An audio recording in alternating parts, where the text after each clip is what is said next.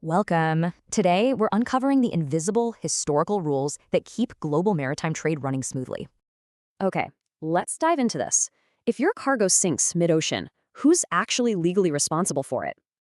The 19th century was a messy tug of war between extreme common law liability and carriers wanting zero responsibility. Under old common law, carriers were strict insurers. They paid for lost cargo, negligent or not.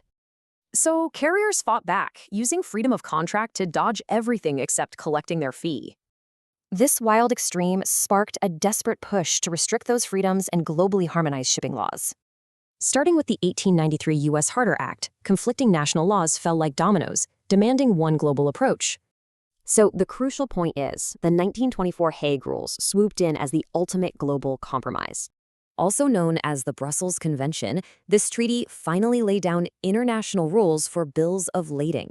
And this brilliantly illustrates the new balancing act, a carrier's minimum responsibilities weighed against their maximum rights.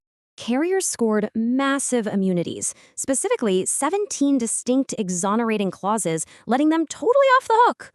But there were quirky exclusions. For instance, charter parties, deck cargo, and live animals weren't covered. Now, what's really interesting about this slide is the highly specific concept of tackle-to-tackle liability. Basically, the carrier's legal headache literally starts and ends while your goods are physically on the ship. Here's a crazy historical fact. The monetary units for liability limits were originally tied directly to gold. Also, keep in mind, these 1924 rules only applied to outward cargo covered by a bill of lading.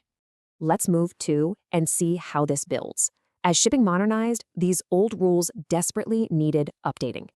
To keep pace with modern trade, we saw a rapid-fire timeline of legal updates between 1968 and 1980. First, the 1968 Hague-Visby Rules and its 79 Protocol specifically targeted and revised those old liability limits.